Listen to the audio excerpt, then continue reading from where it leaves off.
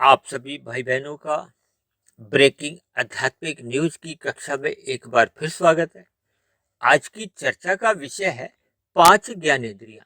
आपको ध्यान होगा कि कल हमने पांच कर्मेंद्रियों पर चर्चा की थी। ये पांच ज्ञानेंद्रियां हैं नाक, जीवा, आंख, त्वचा और कान। और इन पांच ज्ञानेंद्रियों के क्रम से पांच भोग विषय क्या हैं?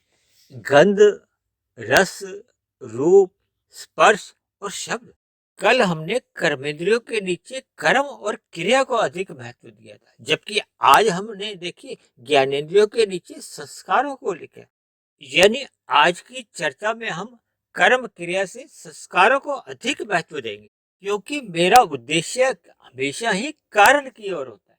क्योंकि कारण जैसा भी होता है, फिर वैसा ही कार्य आप और हम अपने जीवन में देखते हैं। जैसे आपको हमें कभी कभी स्थूल शरीर पे कोई बीमारी दिखती है ना, तो उसके पीछे का कारण क्या होता है? इसी तरह आपके हमारे जितने भी कर्म होते हैं, उनके पीछे का जो एक कारण होता है, वो आपका हमारा बना हुआ एक स्वभाव को, संस्कार को। अभी देखिए कुछ दिन पहले मैंने एक चर्चा की थी, संस्कार, सरकार और स्वभाव। देखिए जिसकी सरकार बनी होती है उसी के ही आदेश चलते हैं, कानून बनते हैं। इसी तरह आपके हमारे कारण शरीर में जैसे जैसे संस्कार बन चुके होते हैं, उन्हीं संस्कारों से ही आपके हमारे मन बुद्धि में फुरने उठते हैं, प्रेरणाएं आती हैं, वृत्तियां उठती हैं, विचार आते हैं। फिर वही विचार ही आपके हमारे स्थूल शरीर की कर्मेंद्रियों को, जिस पर हमने कल चर्चा की थी, हाथ पैर वाणी और गुदा लिंग पे, तो फिर वैसे वैसे आपके हमारे हाथ पैर वाणी से फिर वो कर्म होने आरंभ हो जाते हैं।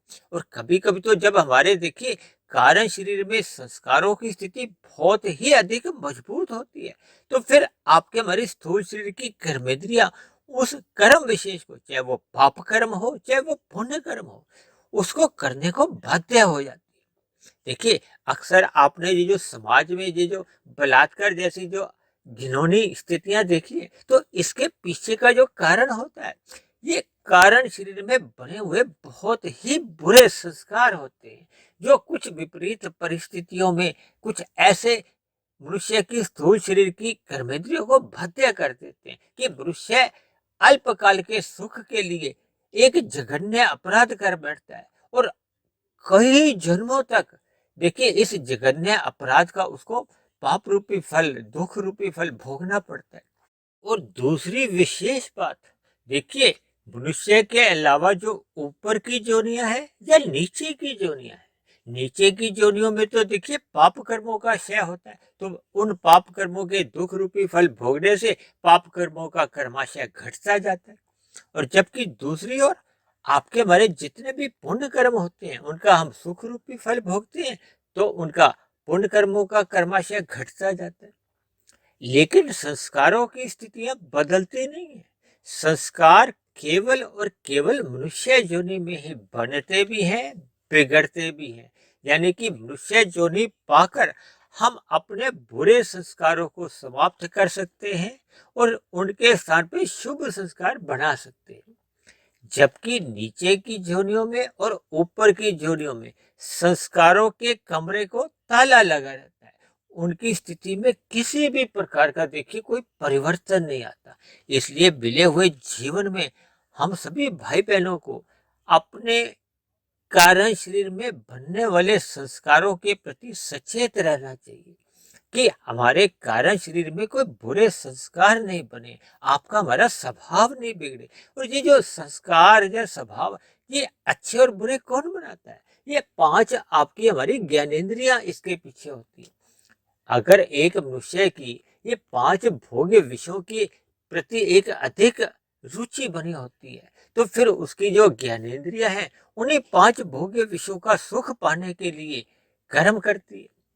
देखिए जब मनुष्य धर्मानुसार अपना जीवन व्यतीत करता है, तो फिर वो पांच भोग्य विषयों की प्राप्ति के लिए अपने इन पांच ज्ञानेंद्रियों द्वारा कर्म करता है धर्मानुसार। धर्मानुसार का अभिप्राय है कि वो अन्य जीवों को पीड़ा नहीं देता। ये राजसी कर्म कहलाते हैं। जब हम अन्य मनुष्यों को, अन्य जीवों को पीड़ा नहीं देते, तंग नहीं करते, लेकिन अपने सुख को पुरुषार्थ द्वारा एक सुनिश्चित कर लेते हैं। और कभी कभी देखिए, जो सात्विक कर्म पुण्य कर्म माने जाते हैं, वो रजोगुणी पुण्य कर्म से अच्छे माने जाते हैं, जिसमें हम पहले अन्य मनुष्यों का या अन्य जीवों का सुखों का पहले ध्यान करते हैं, हम सात्विक कर्म करते हैं। देखिए, जब मनुष्य कबूतरों को दाना खिलाता है, गाय को ग्रास देता है, कुत्ते को दूध रोटी देता है, यानी विभिन्न परोपकार की स्थितियों में जब हम संलग्न होते हैं, और उसके पीछे हमारा आपका उद्देश्य क्या होता है कि हमें भी इसके बदले में सुख मिले, तो ये एक पुण्य कर्म सात्विक माने जाते हैं। ये रजोगुणी पुण्य कर्मों से सात्विक पुण्य कर्म और अधिक अच्छे माने जाते हैं, लेकिन ये सभी देखिए बंधन का ही कारण होते हैं। और जब मनुष्य इन विषय भोगों का अधिक असक्त हो जाता है, व्यसनी बन जाता है, तब ऐसी स्थिति में मनुष्य प्रमाद में आ जाता है। और प्रमाद में आने पे जो अंदर की जो इसकी ज्ञानेंद्रियां हैं या मन बुद्धि में उन विषय भोगों को भोगने की एक लालसा बनी रहती है, वो लालसा जब तीव्र गति पे आ जाती है, यानी कि वो बने हुए जो बुरे संस्कार हैं, जब भोग विषयों के जो संस्कार हैं, वो जब वेग से आते हैं, एक तूफानी रफ्तार से आते हैं। जैसे देखिए, आपने देखा होगा ना, समुद्र के आसपास के इलाकों में जब तूफान आता तो उनका वेग कितना जबरदस्त होता है कि वो सब बाधाएं को एक तोड़ते हुए, मतलब किसी भी प्रकार के कोई अवरोध हो, वो सब अवरोधों को तोड़ देते। इसी तरह मनुष्य के कारण शरीर में जब बुरे संस्कार बहुत ही एक मजबूत स्थिति में होते हैं, तब वो समाज की, कानून की, किसी भी प्रकार की कोई परवाह नहीं करते, और वो इन सभी बाधाओं को तोड़ते हुए उन भोग्य विषयों की प्राप्ति के लिए पाप कर्म कर जाते हैं। पाप कर्म क्या है? देखिए, निषेध कर्म है। शास्त्रों में जिन निषेध कर्मों को करने से मनाही है, देखिए एक साधारण सी बात है, कर्मेंद्रियां हो या ज्ञानेंद्रियां हो, ये दोनों ही अपने आप में स्वतंत्र नहीं है। इनके ऊपर जो है वो है मन, मन के ऊपर है बुद्धि। देखिए, आपके अगर हमारी बुद्धि सात्विक बनी रहती है तो मन भी नियंत्रण में रहता है, क्योंकि मन को शास्त्रों में कहा गया ये बहुत ही अधिक चंचल है, प्रमादी है, ये बहुत ही अधिक जिद्दी है, बलवान है। ये मन बुद्धि के दिशा निर्देशों का भी उल्लंघन कर जाता है। इसीलिए तो कहा जाता है कि मन ही बंधन का कारण है, मन ही मोक्ष का कारण है। इसीलिए शास्त्रों में धर्म, अर्थ, काम, मोक्ष, ये चार पुरुषार्थ कहे गए। यानी कि धर्म प्रथम स्थान पे इसीलिए रखा गया है, ताकि आपका हमारा जो अर्थ है, धन कमाते हैं, जिसके लिए हम कर्म करते हैं, हम विषय भोगों की कामनाओं के लिए, ये पांच भोग्य विषयों की सुख प्राप्ति के लिए, यानी कि इन कर्मेंद्रियों को और ज्ञानेंद्रियों को जब तक हम धर्म की लगाम से नियंत्रण में नहीं रखते। देखिए, भगवान श्री कृष्ण ने तो गीता में अर्जुन के रथ की जो एक लगाम है, या पांच घोड़ों की जो लगाम है, ये पांच घोड़े क्या है? ये पांच हमारे स्थूल शरीर के पांच भोग विषय हैं, ये पांच आपके हमारी ज्ञानेंद्रियां हैं, ये पांच आपके हमारी कर्मेंद्रियां हैं। किसी भी अर्थों में आप समझ सकते हो, जब तक इसको मन की लगाम एक सात्विक बुद्धि के अधीन नहीं होती, यानी कि इस मन की लगाम को या इन इंद्रियों के ऊपर की जो एक मन है, ये सात्विक बुद्धि के अंतर्गत नहीं होता, गुरु की आज्ञा में नहीं रहता, या परमात्मा की शरणागति नहीं रहता, तब तक ये जो पांच भोग्य विषय हैं, चाहे वो ज्ञानेंद्रियां हैं, चाहे वो कर्मेंद्रियां हैं, ये फिर अनियंत्रित हो जाते हैं। कभी कभी हम कहते हैं ना कि ये पांच भोग्य विषयों की गलियों में फिर ये आवारागर्दी करते हैं। आवारागर्दी का अभिप्राय क्या है कि जब हम एक मर्यादा से अधिक इन विषय भोगों को अपने जीवन में अधिक महत्व देते हैं, जब अधिक महत्व देते हैं तो फिर ऐसी स्थिति में देखिए, इसके प्राप्ति के लिए जो मनुष्य को एक आवश्यक पुरुषार्थ करना होता है, तो वो पुरुषार्थ वो कर नहीं पाता, आलस्य में आ जाता है। तब ऐसी स्थिति में वो तमोगुण में गिर जाता है, वो अन्य मनुष्यों के साथ चतुराई करता है, विभिन्न प्रकार की हेरा फेरी, छल कपट, ठगिए करता है, वो इन विषय भोगों की प्राप्ति के लिए। यानी कि मनुष्य पाप कर्म कितने कर जाता है, मनुष्य को पता ही नहीं चलता, क्योंकि अब उसका धर्म प्रथम स्थान से हटके फिर वो तीसरे या चौथे स्थान पे चले गए। अब उसका धन कमाना ही एक उद्देश्य बन गया। और धन किस लिए वो कमाता है? देखिए, एक साधारण मनुष्य है, दिन भर जो भाग दौड़ करता है, 2 के 4 बनाता है, 4 के 40 जाता है, फिर 40 को देखिए 4,000 लाख करोड़, यानी कि उसके मन में धन के प्रति जब लोभ बढ़ जाता है, वो संग्रह वृत्ति में आ जाता है। और ये संग्रह वृत्ति क्योंकि तामसी बुद्धि के कारण बनती है।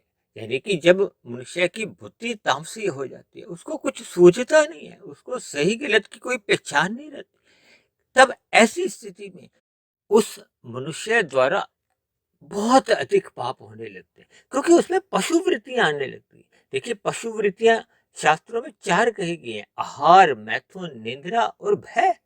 एक साधारण मनुष्य में जब धर्म प्रथम स्थान से अंतिम स्थान पे चले जाता है, केवल उसका अर्थ और काम में ही रुचि बनी रहती है, तो फिर ऐसी स्थिति में उसका आहार, मैथुन और निद्रा में ही अधिक रुचि रहती है, और इन्हीं के ही छिन जाने का भय रहता है। इसलिए तो वो पदार्थों का अधिक से अधिक संग्रह करता है, और संग्रह किए हुए पदार्थों को भले ही उसने भोगना नहीं होता, क्योंकि उसको ऐसा विचार ही नहीं आता, क्योंकि उसकी तामसी बुद्धि बन चुकी होती है।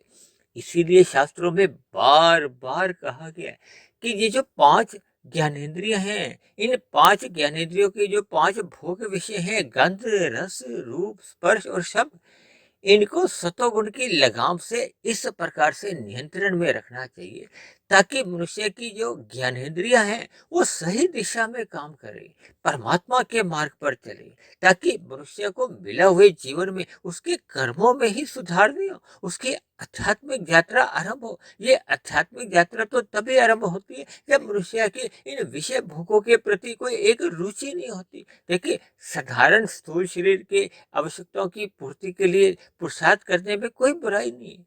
इसके लिए तो देखिए पुरुषार्थ करने ही होते हैं। लेकिन मनुष्य योनि पाकर साधना करते हुए हमें परमात्मा के लिए, उस परम परमात्मा के लिए हमें पुरुषार्थ करना होता है। यही तो मनुष्य योनि पाने की एक सफलता है, सार्थकता है।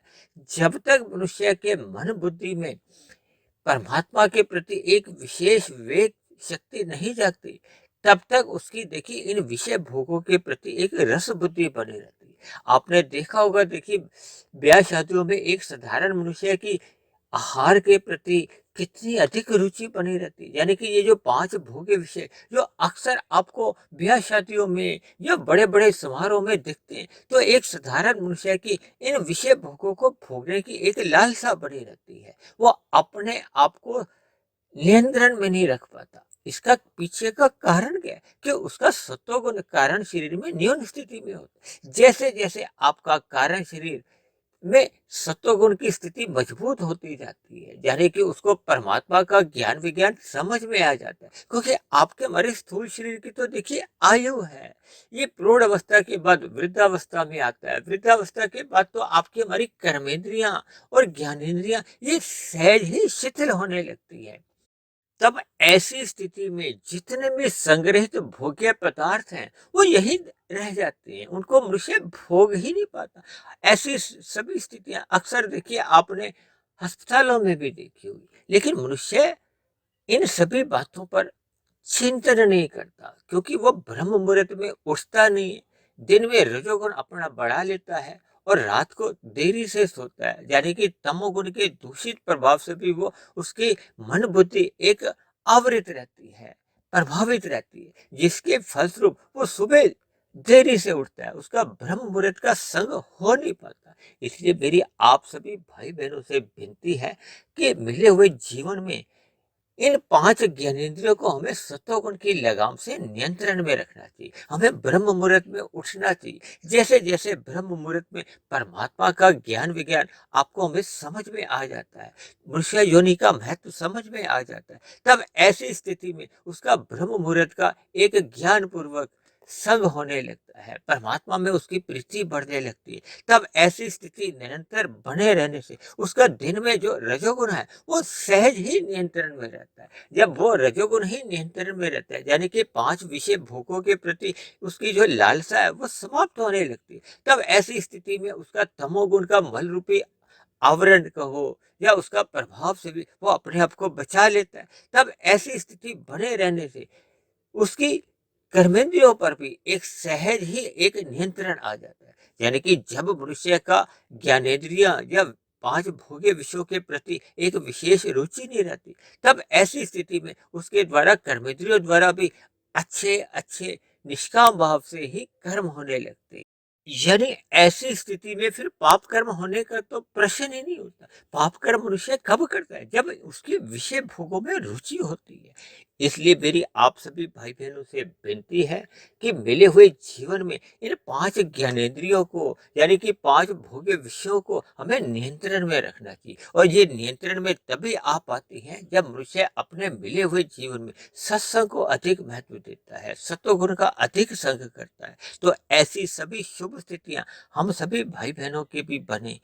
इन्हीं शुभकामनाओं के साथ आज की चर्चा विशेष को हम यही विश्राम देते हैं। यदि बनी हुई वीडियो आपको अच्छी लगी हो, ज्ञानवर्धक लगी हो, तो मेरी आप सभी भाई बहनों से विनती है कि इस बनी हुई वीडियो को आप अधिक से अधिक भाई बहनों में शेयर करें, ताकि समाज में अधिक से अधिक सतोगुणी वातावरण बनता जाए, ताकि उस बने हुए सतोगुणी वातावरण में हम सभी भाई बहनों का सुखमय जीवन बीते।